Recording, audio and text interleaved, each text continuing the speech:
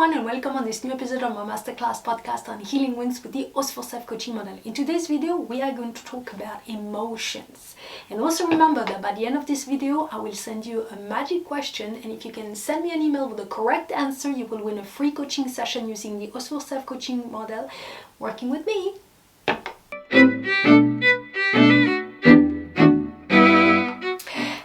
And welcome back on this new episode of my masterclass podcast on healing wounds with the Osfour self-coaching model. My name is Sofia Osfour and I'm a life coach, a mentor, a master practitioner in NLP and the creator of the Osfour self-coaching model, aka the Swiss knife model. But in case you have no clue what I'm talking about, let me quickly introduce what is the Osfour self-coaching model. So this model is a model that I've created that is either a process or a tool. As a process, it is designed to transform negative experiences into powerful life lessons, and basically you have to think about this model as a washing machine where you take a difficult experience that you have been through, we put it in and we go through the whole process, and by the time you finish, what you are left with is the wisdom that this experience has to teach you without the emotional charge. And when you use the model as a process to self-coach yourself, not as a process, when you use the model as a tool to self-coach yourself, there's 4 basic questions that this model teaches you to always ask yourself when you are facing a moment of crisis, such as procrastination. This was the video that I just posted on Monday. And those questions are simple. What is happening? What is it exactly that is hurting about what's happening? What needs to change? And how do I change it? Those 4 questions are connected to a skill, and the more you develop the skills, the more you can develop your self-awareness. And if you watch other podcasts that I've sent previously, self-awareness is the key of everything, because as I always say, if you don't know what's happening inside of you, then who is supposed to know? Finally, just for you to know that every Monday I send a video on my YouTube channel where I choose as a difficult situation. Like I said, the one that I just sent on Monday was about procrastination, and I teach you how to basically self-coach yourself using the Osfour self-coaching model. You have also a free worksheet that you can find. There's a link below that teaches you the basic of how to use the model. So when you watch the videos on YouTube, you follow this podcast and you have the worksheet, you basically set up. At least I teach you here the basic, but if you are interested about learning the whole model, then you can always go on my website to find my coaching package.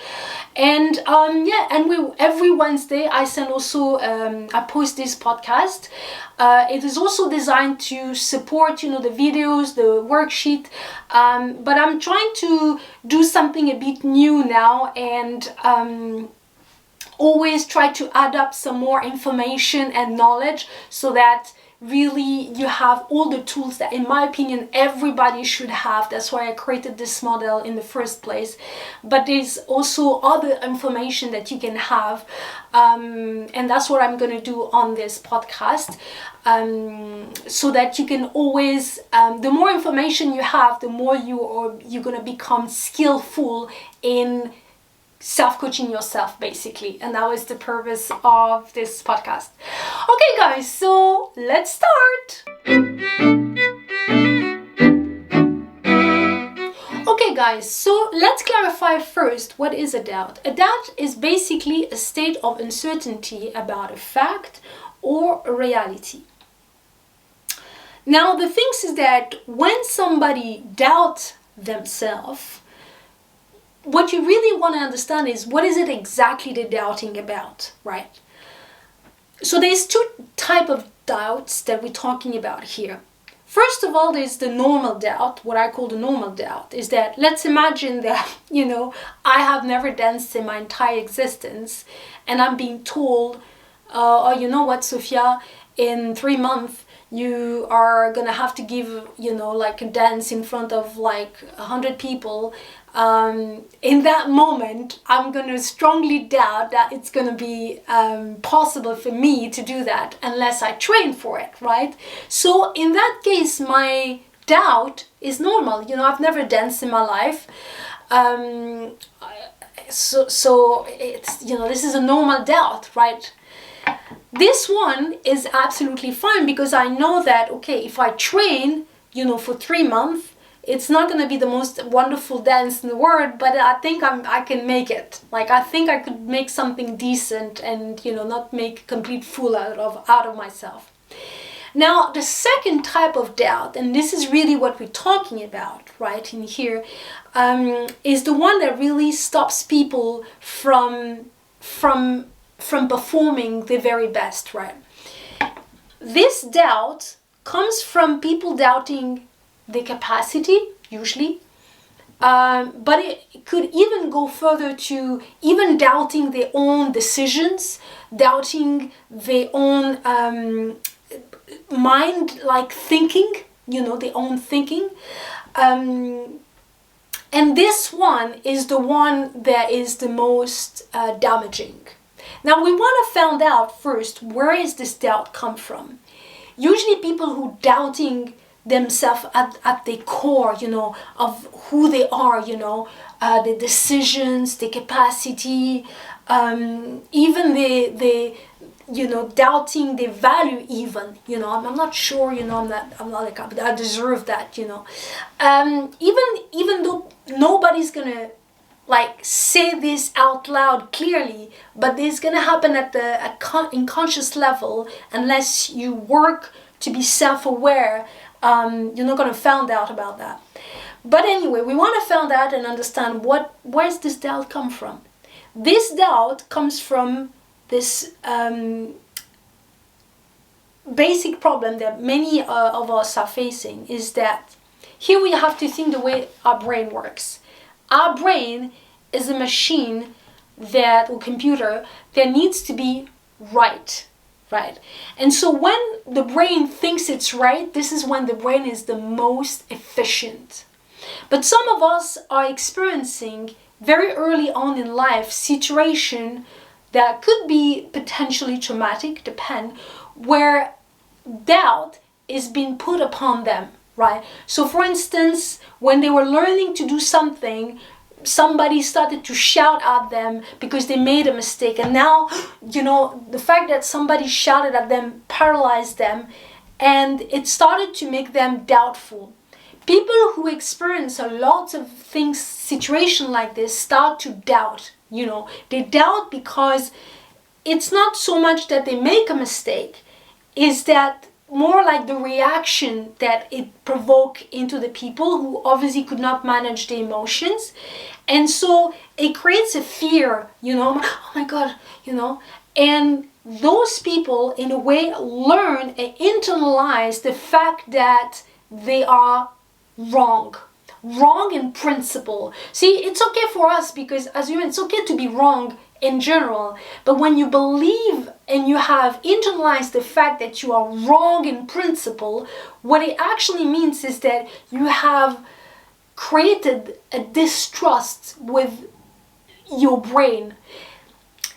Listen, and I know it can sounds weird, but it's really this is what we're talking about. You have created distrust that your brain can find a solution of your problem, because this brain is designed to find solution. The people who are experiencing a lot of doubt are people who have internalized the fact that maybe this brain is not going to bring me the solution, right?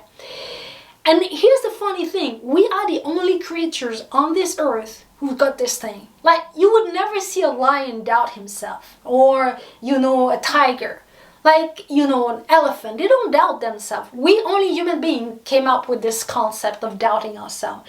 And the reason for that is because of the early experiences of our lives and the way we have managed to, the way we have been, the way we have learned to manage with our failure.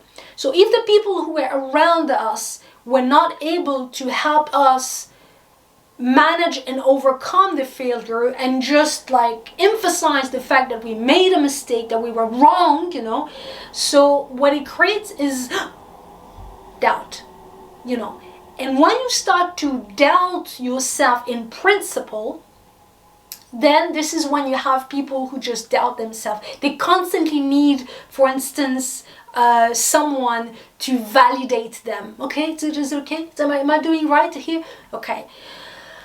On the other hand, you have people who've never experienced that in their life, and they're so certain that they're right, that everything works for them, you know. And the funny thing is that sometimes they're probably not even right, but because they have this belief that they are right in principle, so they basically they work very well with their brain because they believe that, you know what, whatever is happening, my brain is gonna find out the solution for it.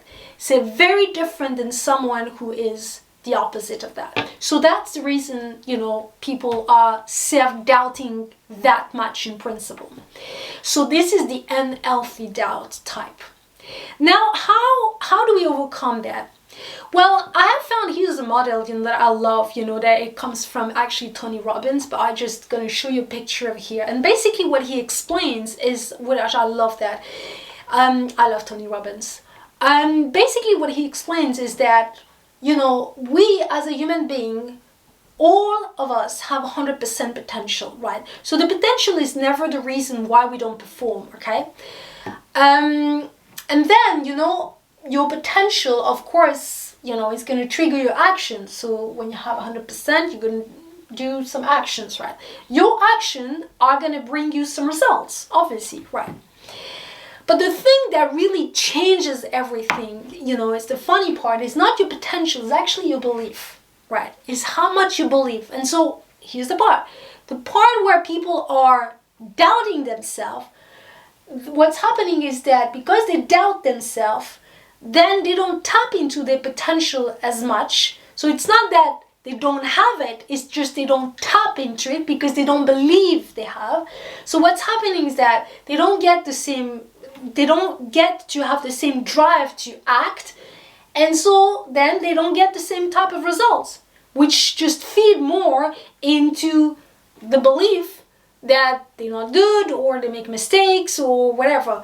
So just like a vicious circle, right? The more I doubt, the less I act, and the less good results I have, and so on and so forth, right?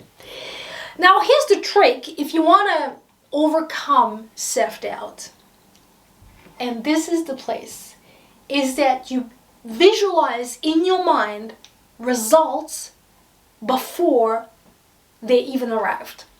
And so here's a very powerful thing, and there was a test that was made back in America where they took 3 different teams of basketball, and one team was supposed to physically practice, another team was supposed to practice but only by visualizing, and the third team was asked not to practice at all basketball.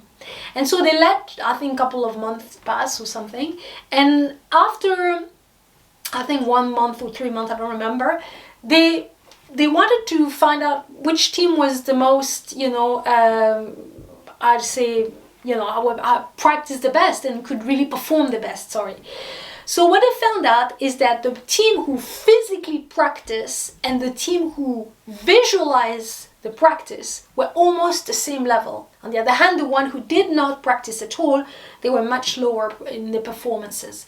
And so what it does is that it's interesting to know that our brain can't tell the difference between what's real and what's not. So when you are doubting yourself and you are, you know, trying to reach something that you feel as though you can't, but there's so much doubt to deal with, visualizing the result, right, and do it over and over and over until it becomes a reality. Your brain is not going to tell the difference, and eventually you're going to be able to get to the result that you want. This is for the little trick, you know, because listen, this brain is very powerful, but you got to play some trick on it. Once again, you know, if I want to relate this to the model, and it's simple, is when you use it, the model as a self-coaching model, you know, basically you have the 4 questions. Okay, so if you doubt about something, here's a simple exercise you can do. Okay, what is it exactly that I'm doubting about? What is it exactly that I'm doubting about? Second, okay, what is it that needs to change about this doubt, right? And finally, how can I change it, or what do I need to change that?